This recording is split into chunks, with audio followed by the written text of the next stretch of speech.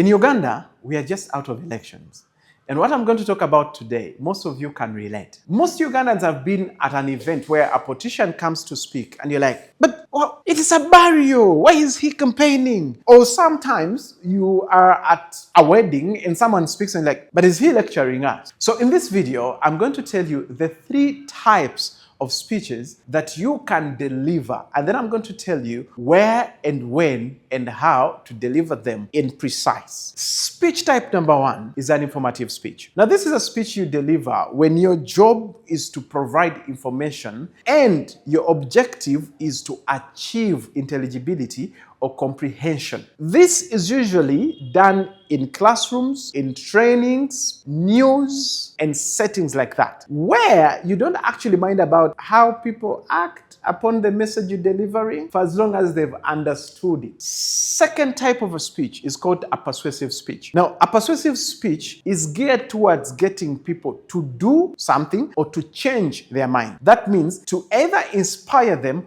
or to influence them. That kind of speech is the most popular speech we all engage in, even in one-on-ones. Sometimes you want someone to sell you something, you're negotiating, you are interviewing. For as long as you want people to see you in a particular way or to see a particular something you're talking about in a particular way, whether they're taking action or they're just changing their mindset, you are persuading. I will tell you, there are many times we actually think we are just informing, but we are actually persuading. Speech type number 3 is a special occasion speech. Now, these are speeches whose main job is to align with the event or the occasion at which you're speaking. They usually achieve 3 major things. Number 1, magnification. You boost the image of a person or a subject. Number 2, identification. You illustrate and talk about things that your audience or the celebrant or you yourself share in common with others. It could be values, it could be norms, it could be a journey, it could be a history. And number 3, the tone. You are communicating with a tone. Someone is going to tell me, give me an example. Well, there are subtypes of a special occasion speech. The first subtype is called a goodwill speech. Now, goodwill speeches, this is when the main purpose of your speech is to make the subject matter or the person be appreciated and seen with a positive image. For example,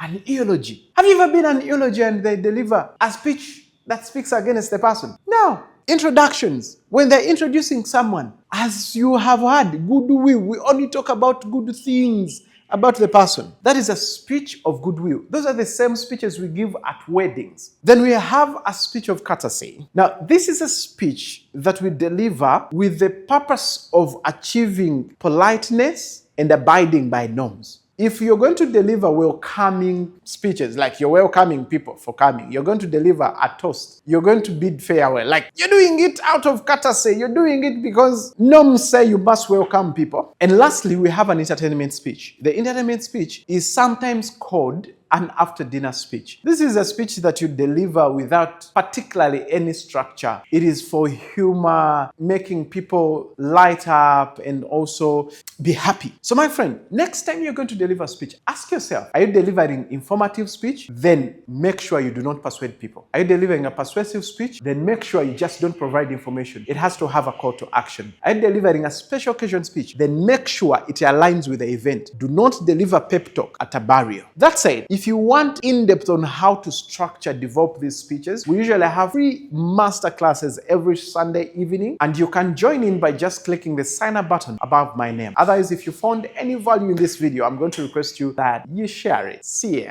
in the next one.